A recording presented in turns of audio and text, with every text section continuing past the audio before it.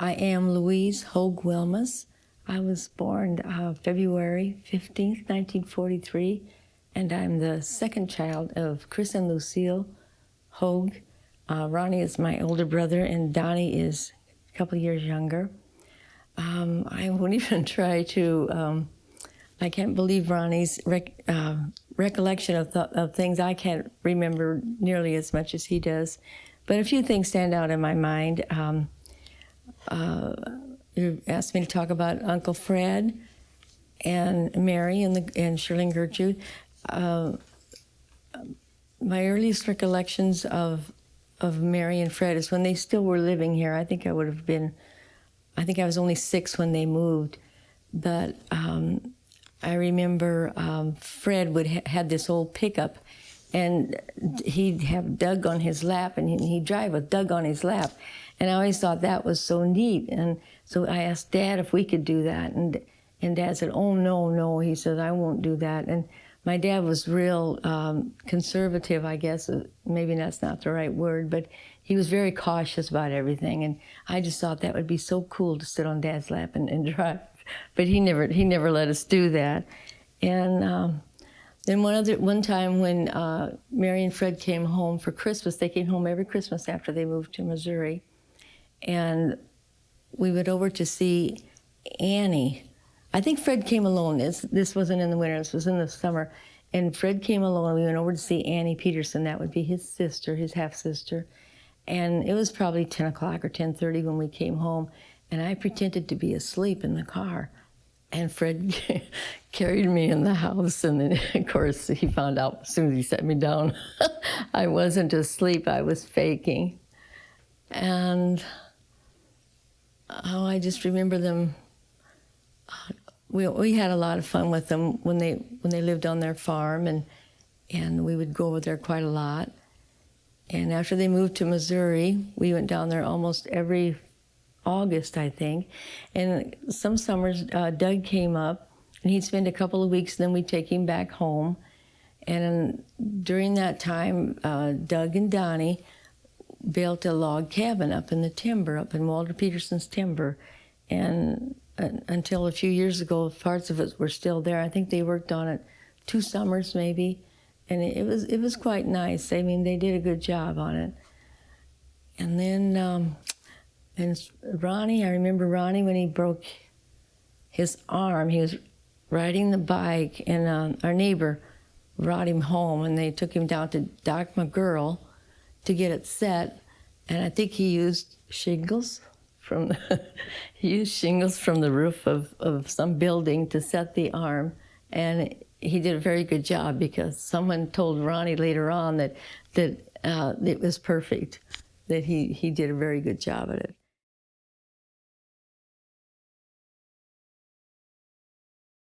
Ronnie and I went to the Goodwin school.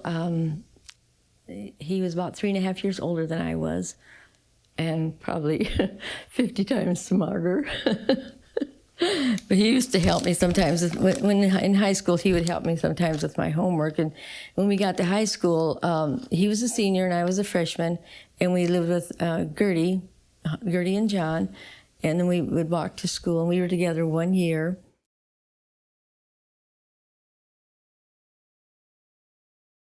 I remember more things about Donnie than I do about Ronnie, really, because I think Donnie and I played together more, because he was more my age.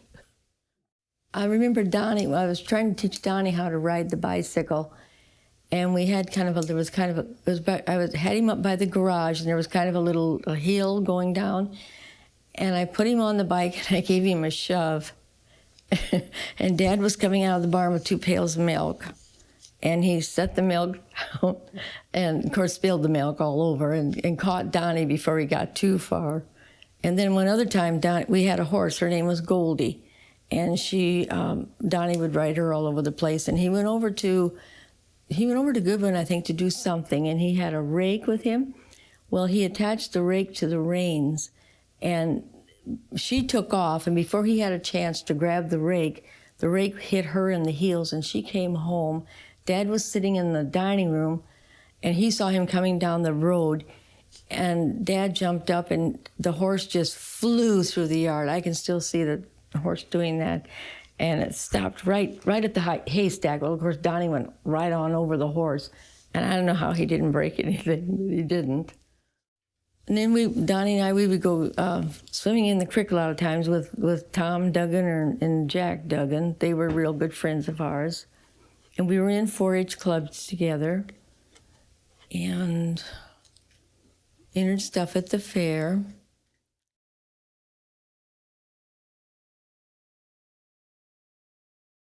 Our Uncle Nels lived with us, and we called him Neil.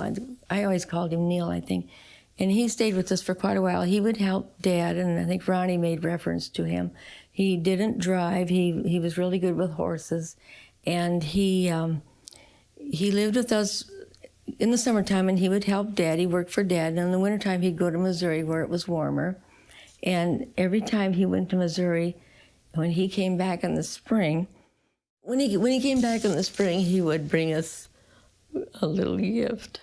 He played card games with us, and we had the cook stove, and it was like Old Maid, and whoever got stuck with the Old Maid or whatever, then he'd go over to the stove and get some soot, put it on our heads, and they were Black Pete.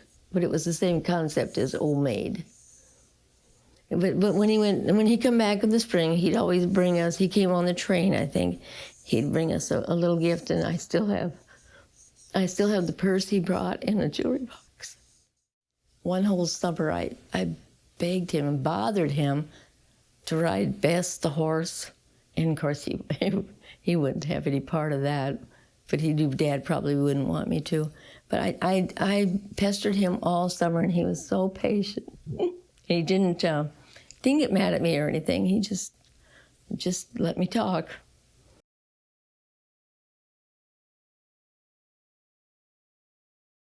She was always real nice to us, and I guess we stayed over there when Donnie was born.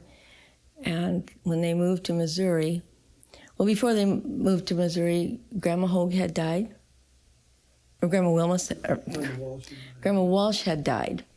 Yeah, and I remember her wake, and I remember my mom and Mary both had dresses on that were just the same dress. And I can still see those dresses. They were dark blue, and I think they had white and pink flowers in them. And they did that a lot. They shopped a lot together.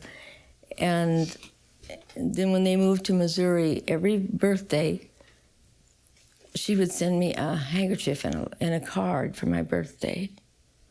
And just one time when she was in the nursing home, we were coming back from Arkansas. We'd been down to see Chris and Kate. And she was at the nursing home, and we were talking about school when they went to school. And she said she drove a horse and buggy to school. And I said, well, how fast did the horse go? And she said, I guess I asked her how fast did she drive. She says, as fast as the horse would go. So I thought that was funny.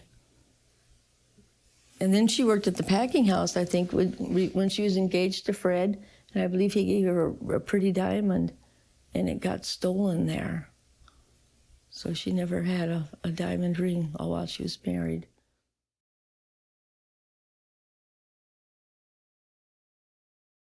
And then Gertrude, I remember Mom talking about Gertrude when she stayed with them at the farm to go to school. Periodically, she'd get upset with Mom for something, and she'd given Mom this little vase. And then when she'd get mad, she'd take it away from her. But then when she'd get feeling better, she'd give it back. I don't know how many times that happened, and I remember Gertrude with her horse collection in Missouri.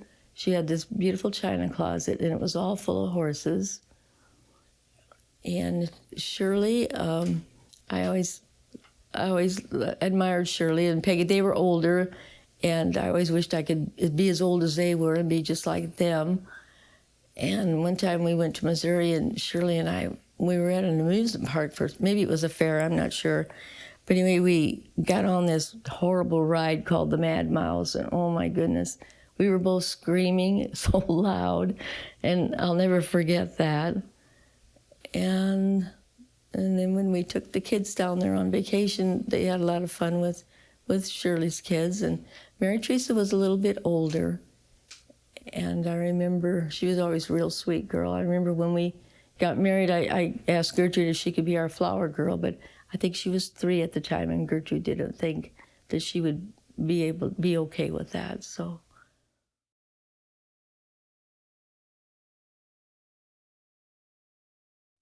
Mom used to talk about the time that they lived in the boxcar over in Goodwin.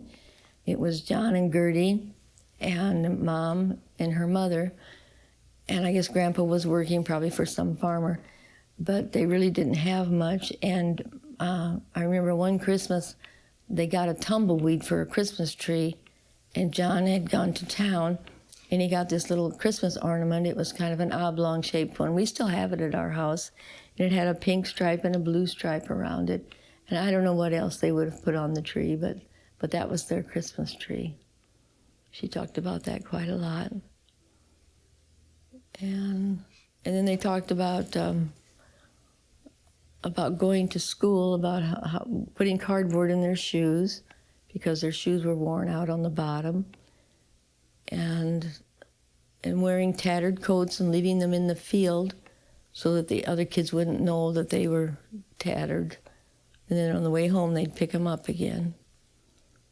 And I remember talking, Mom said that Grandma Walsh didn't have shoes. She wore Grandpa's shoes because she didn't have any of her own. She wore the ones that he wasn't wearing. So I think it was a pretty rough time for them.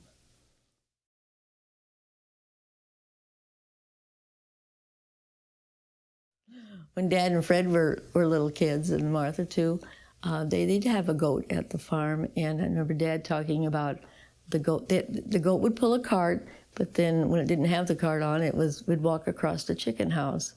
And we always wanted a goat, but Dad never let us have a goat. We thought that was pretty cool.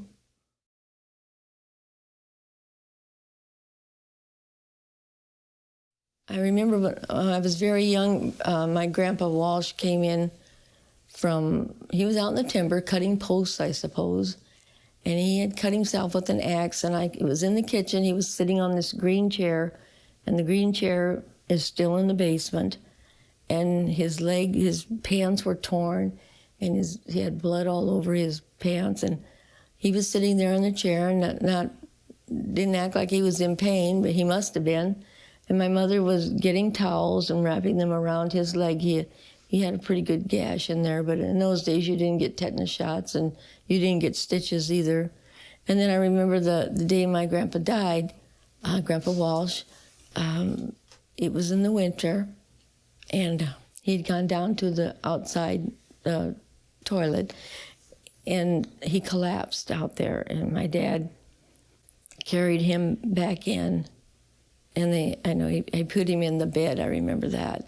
And then I think Mom had Ronnie take us kids upstairs, Donnie and I, and I don't remember any more beyond that, because then they called Father O'Sullivan and whoever else they had to call. And I remember that really well, but I don't remember ever being at his funeral. I just remember being at my grandmother's wake.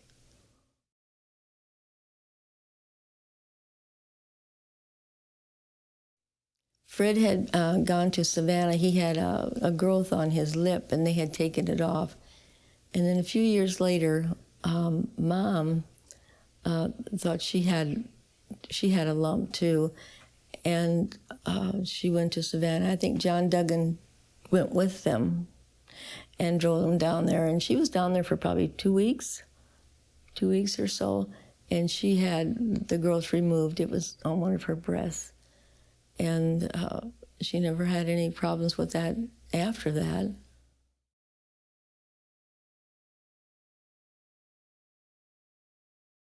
I'm not proud of this, but when I was in high school, I stayed with John and Gert and went to school. And Peggy was there too. Peggy was working, and every morning our aunt would come in and flip on the light switch and say, 7 o'clock and all is well. Well, I was kind of ornery, so I said to Peggy, I'm going to fool her tomorrow morning. So we pushed a dresser underneath the light bulb, and I got up on the dresser and unscrewed the light bulb just enough that it wouldn't light. And she came in the next morning, and flipped on the light switch, and of course there was no light. And she closed the door and she says, "John, you're going to have to change the light bulb." And I've thought about that a lot since then, and I think that was kind of a mean thing to do, but I guess I was pretty ornery.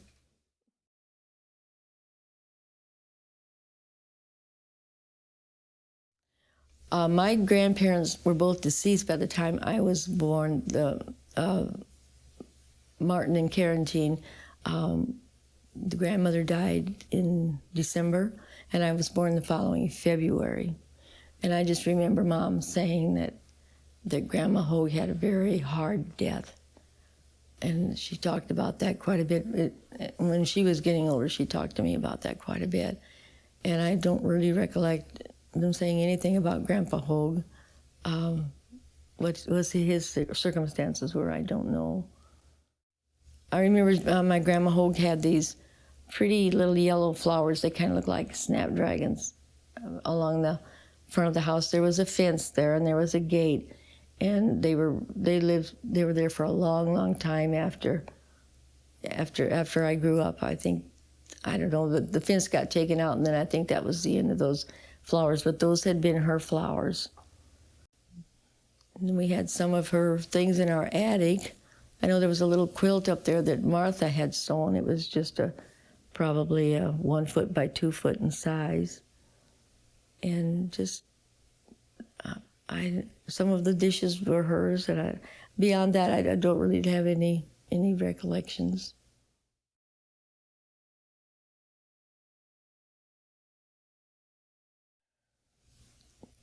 Yeah, Mom and Dad, they were very, very good parents.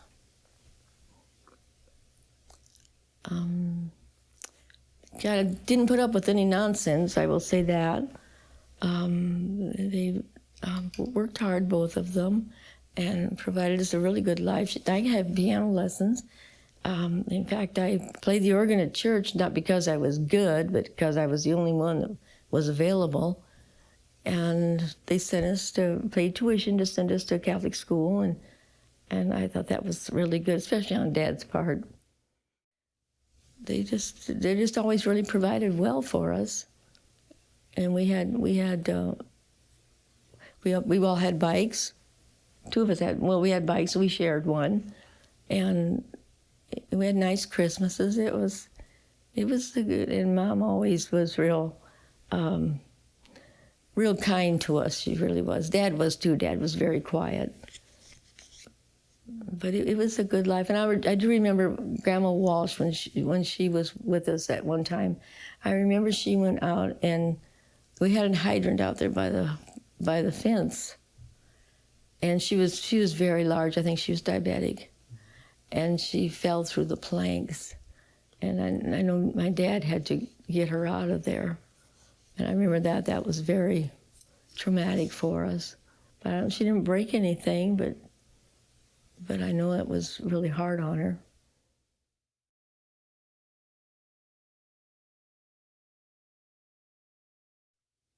When Fred passed away, my Uncle Fred, we went down for the funeral. Dad didn't go. Kevin stayed home with Dad because Dad and Fred were very close, and I think it was very hard on Dad. But Mike went down to Barnes' store, one of those places where they used to gather for coffee, and the men in there were talking about this old boy who had passed away, and he kept his wife on a pretty short string, and and they were talking about him, and and Mike knew immediately who they were talking about. Mike is my husband, and but he got kind of a chuckle out of that.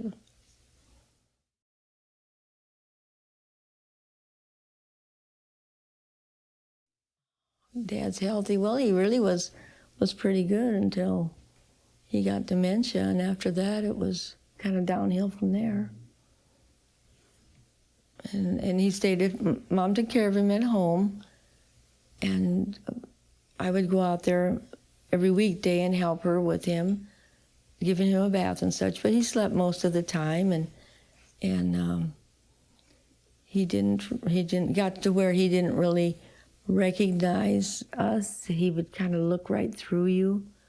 And I know Michael came out there just a few days before he died, and Michael had spent a lot of time out there, and it was practically his second home, I think. And he looked at Michael, and it was almost like he recognized something there. I mean, his eyes kind of lit up, but he didn't. He wasn't talking at that point or anything. And then he passed away, just kind of quietly, just kind of slipped away. And Mom was another thing. She was in the nursing home, and we had to put her there right before Christmas. And it was May when she passed away, and she had a hard time. She had a very hard time. That was really hard to watch.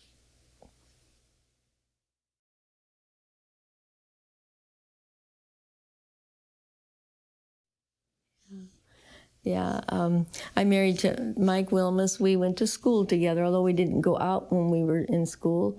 We did go to a prom, I guess, junior year, but then it was a couple of years after we got out of school that we started dating, and we got engaged in November, and that happened to be the same day that my dad got his first deer. He shot a deer that day, and the next day when Mike came out, it was a Sunday.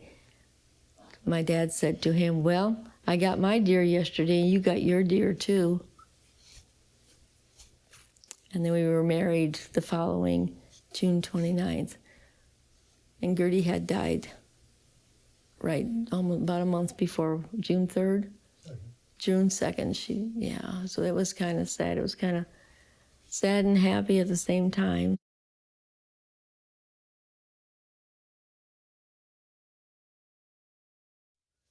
Well, I think he always had a hard time because of his eye. He only had one eye, and it was kind of course, he was always used to having just the one eye. And later years, he got diabetes, and he had a bout with cancer. And I think I guess he just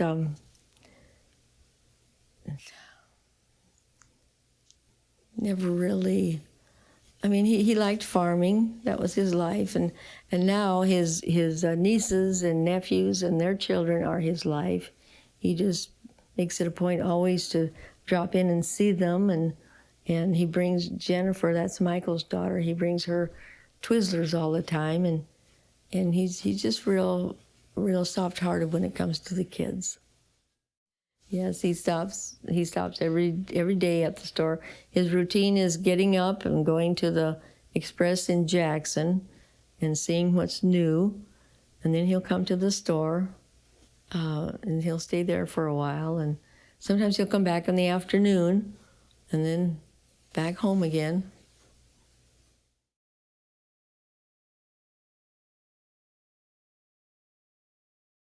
Anything particularly interesting you remember about Ronnie over there? Well, that's what I'm trying to think. Any bad stories that would sully his reputation? No, he never was bad. That was the problem.